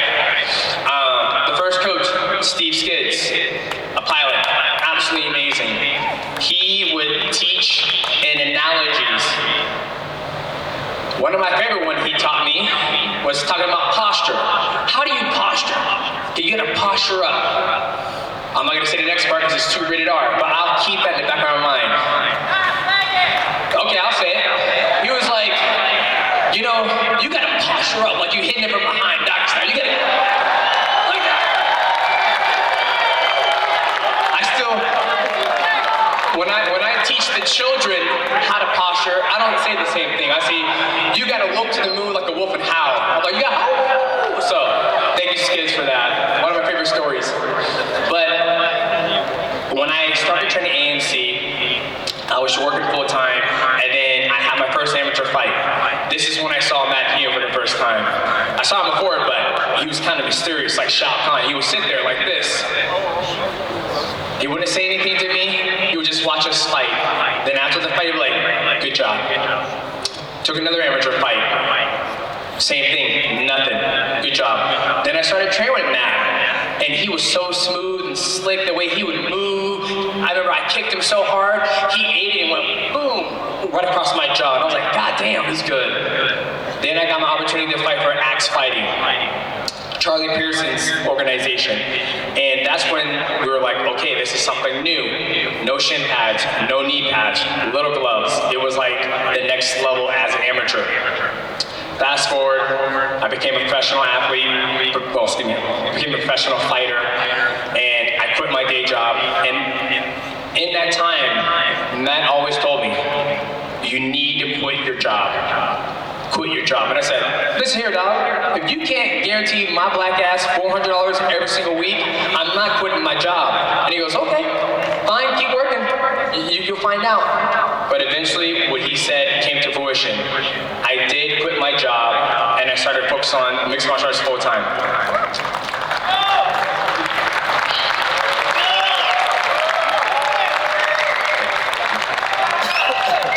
Within this journey, there was so many people along my side. My beautiful wife, Destiny Johnson. Thank you. Thank you for being patient. Thank you for being strong. You know, I'm such a fucking diva. During fight week, I'm like, baby, I need Fiji water. I was so disciplined, hard-nosed. When I showed up to fight week, my wife made sure I had every single thing I needed. I would never miss weight. There's no excuse why an athlete should miss weight. One of my coaches told me, a fighter has 2 fucking jobs. Show up and make fucking weight. There's no excuse, right? So, how I did that is, each time I traveled, my wife went to the nearest Target and got me a scale. I would take that scale, go to the UFC scale, throw it down on the ground, step on it, step another one, right? So thank you to my wife for always making sure I had everything I needed to be the best athlete I could.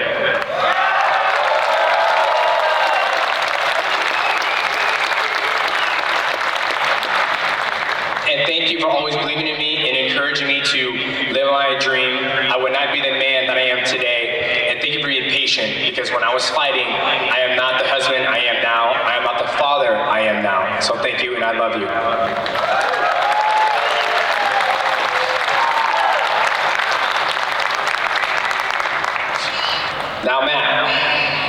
Now Matt was a special person in my life. Like he said, I grew up, I didn't have a father. And there's been multiple men in my life who've been amazing. And Matt was one of them. I'll never forget when we lost our first child. He was the first one there. When my sister died, he was also there. And one of the things that I struggled with was I was always looking for guidance. And he was always there, not as a coach, but as a friend, but also as a father figure. I was so focused on beating him, always trying to beat him. And like he said, when I would fight, after I won the world title, when I came back, he told me, this is what you did wrong. This is what you could have done better. That put, I want to say not a nasty, but it made a very nasty monster in my head. When I look at athletes who fight, Matt comes to me as like, he should be able to box, he should be able to grapple, he should be able to wrestle. With that being said, my goal was always to beat this man every single time. When I became the champion, I was not satisfied. I was like, I can't wait to get back in the gym and beat Matt Hume.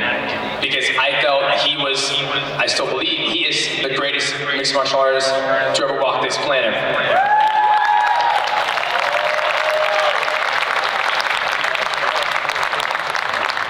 Watching him train Rich Franklin, Spencer Fisher, Jens Pulver, Hayato Sakurai, the list would just go on.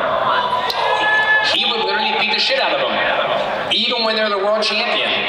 And I was mesmerized by that. And I was like, that's what I want. I want to be like him. So when you guys see me fight, when I fight Henry Cejudo, the knees, the elbows, that was all from Matt, always pushing me to continue to evolve as a martial artist. And even to this day, when I train or I do my seminars, I say, God bless you, Matt, for taking the time to make me the athlete I am today. So thank you, Matt.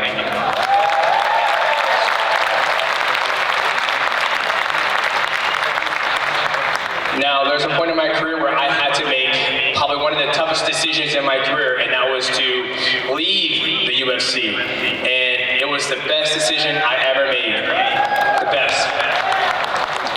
It gave me the opportunity to explore outside of America, fight for an amazing organization, bet on myself, have an opportunity to fight one of the GOATs in Thai, in Muay Thai. And I'm very grateful I did that. And it wouldn't have been as special if my team wasn't behind me. All my training partners, thank you guys so much.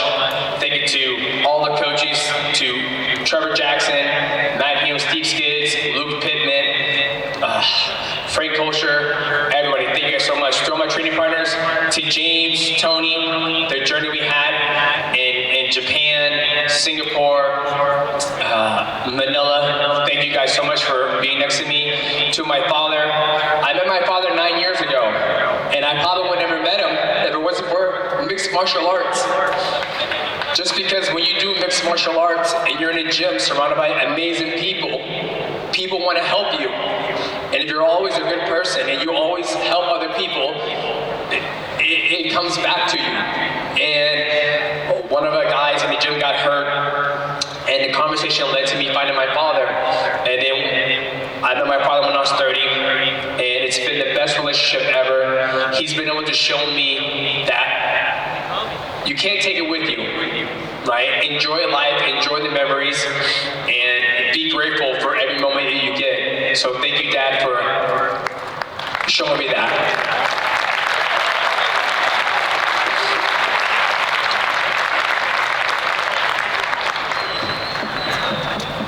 To my friends, I want to apologize if I've never been the best friend that I could be. Sometimes I felt disconnected just because I was so focused on trying to be the best in my craft of mixed martial arts. But the one thing that I loved about you guys is that you guys didn't care about my career. None of you guys trained. None of you guys watched the sport.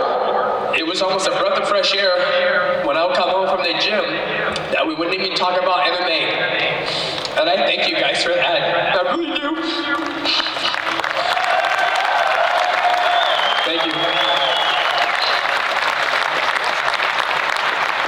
All right. To my children, you guys can do whatever you want in life as long as you work hard and you stay dedicated and you have integrity.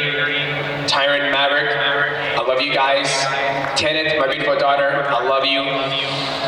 And to Paul Stalker, thank you so much. I learned so much from you. I'll never forget, I knew I was different. During fight week, I wouldn't focus on fighting. I would train, but Paul, he would always be looking at the stock market. Always.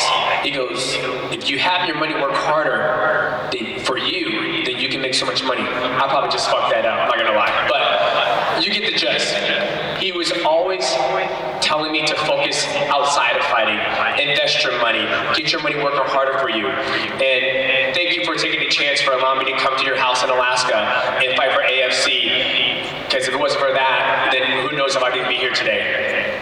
So, my career, when I wanted to quit mixed martial arts, it was time because I felt that I reached my peak in MMA. I also felt that there is no standard set in mixed martial arts. Everybody quits mixed martial arts when they're losing or when their body can't continue to train. For me, if I wanted to fight, I could still fucking fight if I truly wanted to. But somebody has to set a standard. There's been multiple athletes in our generation who've done that. Habib Nurmagomedov, GSP, and I wanted to be one of them. After I won my last fight in Colorado, I told myself, is this what my life is? Just rinse and repeat, rinse and repeat, rinse and repeat. No, there has to be more to life than that. So I told myself, I'm going to force myself to retire. And I knew, and my wife knew, that my last fight was my last fight. Because quite frankly, I was fucking tired of working hard. But if you've watched any of his fights and you have two eyes, you know that's not exactly true. You know, the first time I held pads for Dom, it took me about 5 seconds to realize that he was different, that his brain worked differently. When I got done with that session, it really reminded me of a story I heard about Mozart. When Mozart was 14, he heard a song one time, and he was immediately able to recreate it note for note. Dom doesn't just see a punch, a step, or a reaction. He sees the pattern connecting them, how something happening now might decide an exchange 3 steps later. People thought that it was just luck, or it was instinct. But you do not win 7 world titles off of luck. You win them with a brilliant mind and a blueprint to match. Most fighters are taught to stand a certain way, to move a certain way. Don't cross your feet, never lean too far. And then Dominic Cruz came along and he broke every rule. And it looked wrong until it kept working, until he kept winning. Then the thing that made him look strange became the thing that everybody studied. People will tell you that Dominic Cruz changed fighting because of his footwork. But footwork was only the visible part of what he gave to this sport. What Dominic really gave fighters was permission. Permission to question the accepted answer. Permission to trust your own way that your mind and body worked. Permission to look strange before the rest of the world even understood what they were seeing. He wasn't trying to look different. He was trying to solve problems. And when the traditional answer didn't make any sense, he had the courage to find his own. And none of this was by accident. The fans, you guys saw the style. We saw the preparation, the repetition, the attention to detail. We saw the whole system. He earned the freedom to improvise by understanding the fundamentals strongly enough, deeply enough, to move beyond them. I think that's what separates true innovation from delusion. The real lesson here isn't to move like Dominic Cruz. The real lesson is to think as independently as Dominic Cruz. Every athlete that's been told, you can't do it that way, can look at Dom and say, maybe you can, but maybe I can. He gave an entire generation permission to believe that there might be another way. I think there's no line that he said besides, ring rust isn't real, to show that if you have the right conviction and you do things the right way, that you too can bend reality. And I think he left that for all of us. Now, I may have arrived late in his career, but I arrived in time to see the brilliant fighter, the relentless worker, the generous teammate, and the loyal friend. And while Dominic Cruz spent his entire career making people miss, his impact on the sport is absolutely impossible to miss. Once again, let's take a closer look at the incredible career of Dominic Cruz.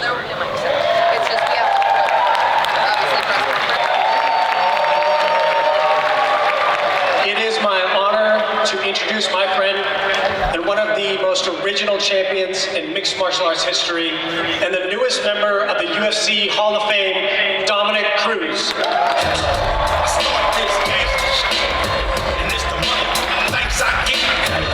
I started this gangster shit, and this the mother thanks I get.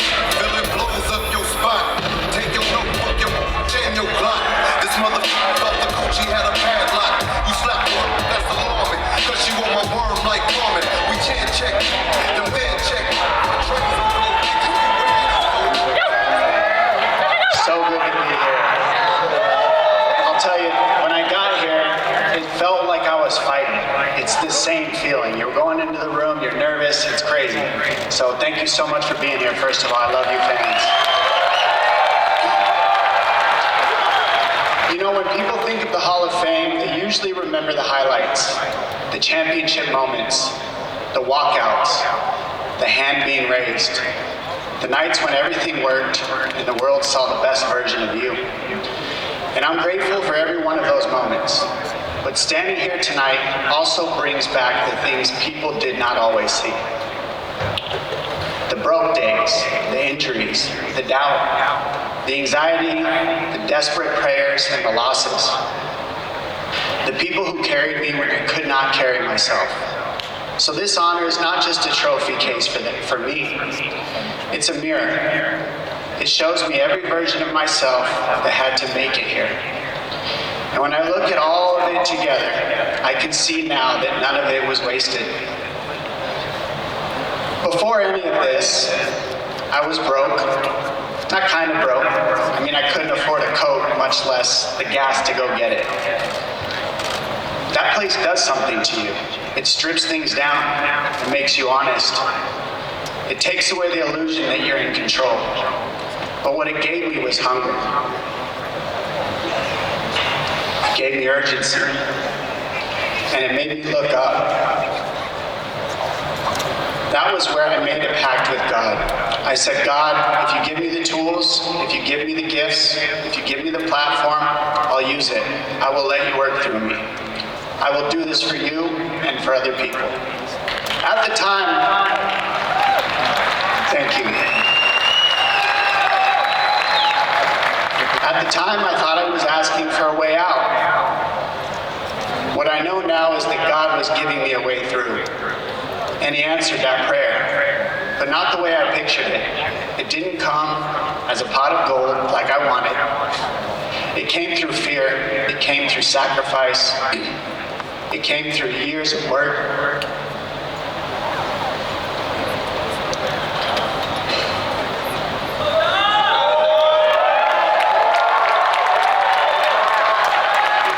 Years of injuries and years of having to rebuild a body and a career I thought might be gone forever.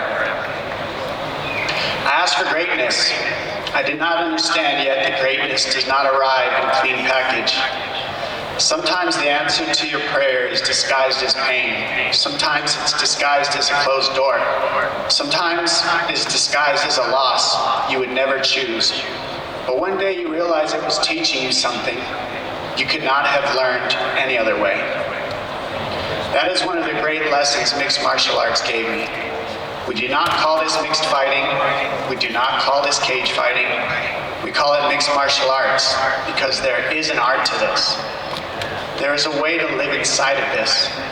There are lessons in it. And one of the greatest lessons comes in loss. In this sport, loss is public. It's personal. It's permanent.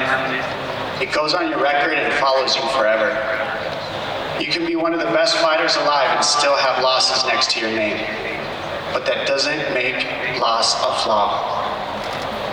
Sometimes it means you stayed long enough to be tested. Sometimes it means you took the fights that could beat you. Sometimes it means you were willing to meet the other side of the lesson.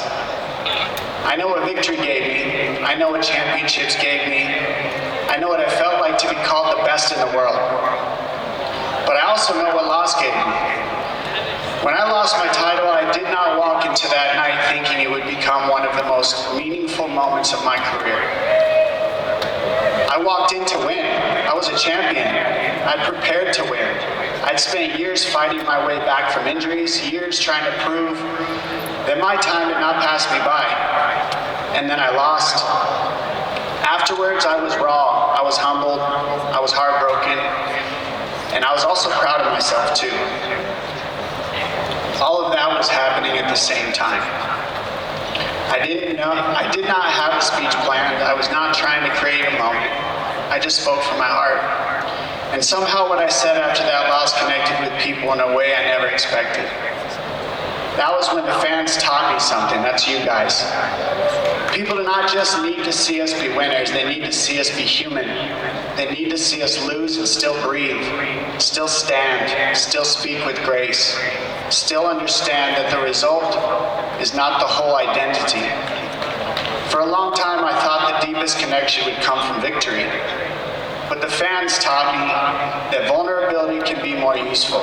You taught me that people connect through adversity faster than they connect through success. I always fought to win.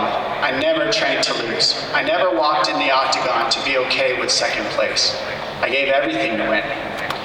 But I learned that even when I lost, the fighting still gave me something. And sometimes it gave me more than victory did. Mixed martial arts eventually gave me a choice. I could use it to build an ego, or I could use it to build a life. Ego wants to be undefeated. Ego wants to be untouchable. Ego needs you and the result to tell you that you are enough. But life is bigger than that. Life includes the wins and the losses. Life includes the fire and what grows after the fire. If I build an ego, every loss is a threat. If I build a life, every loss can become a teacher. Toward the end of my career, I started to understand something else, though. My opponent was more than my opponent. He was also my partner in the lessons I was learning. That doesn't mean the fight is not real, the danger isn't real, the will to win isn't real. You have to be willing to go all in every time you step in the octagon. But martial arts taught me that I did not need to hate to do well. I did not need anger to reach excellence. The man across from me was there to test me. He was there to elevate me, to ask me a question I could not ask myself. Without him, I could not learn. Without him, I could not reach the next level of myself. When I learned to see my opponent that way, I found a different kind of peace.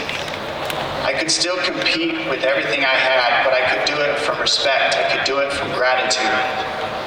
So to every martial artist I fought, including the ones who beat me, thank you. You were part of my becoming.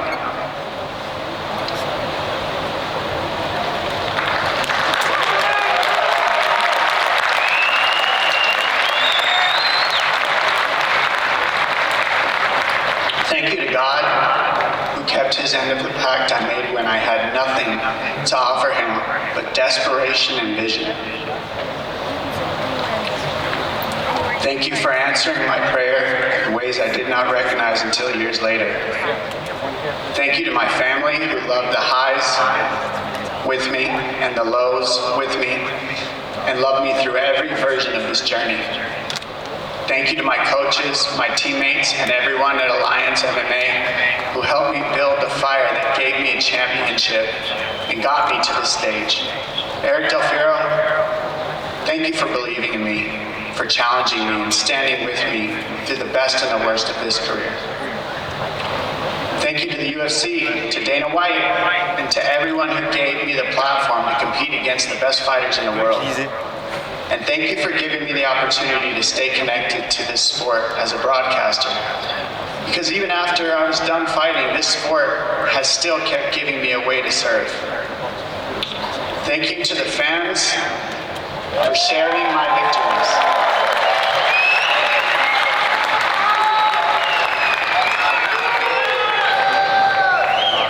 But thank you even more for sharing my losses. That's where you taught me being human can make a bigger difference than being perfect. I remember after my last fight, I was sad and hurt. I had a broken nose. I felt a little concussed. Went out anyways, like an idiot, got drunk. Had to get rid of that feeling, you know? I felt like I had let people down. And then I had to remind myself, God gave you the platform. God gave you the opportunity. You made it here. Don't waste it. Don't waste this now. That does not make loss easy. It does not make pain disappear, but it gives the pain a job. It gives the loss a purpose. It lets the crisis become a teacher instead of just a wound. That's why I'm standing here tonight, not to hold on to my legacy tighter, but to give it away. If my wins gave you belief, I'm grateful. If my losses gave you permission to be human, I'm even more grateful. If my career gave anything to this sport, then I'm grateful above all else. I asked God for a path and He gave me one. It came with more pain, more fear, more loss, more love, and more grace than I ever could have imagined. And tonight, standing here on the threshold of the UFC Hall of Fame, I know the greatest thing this sport gave me is not a belt. The greatest thing it gave me is a life worthy of sharing. The Ultimate Fighter never wastes a thing. Thank you all so much. I love you.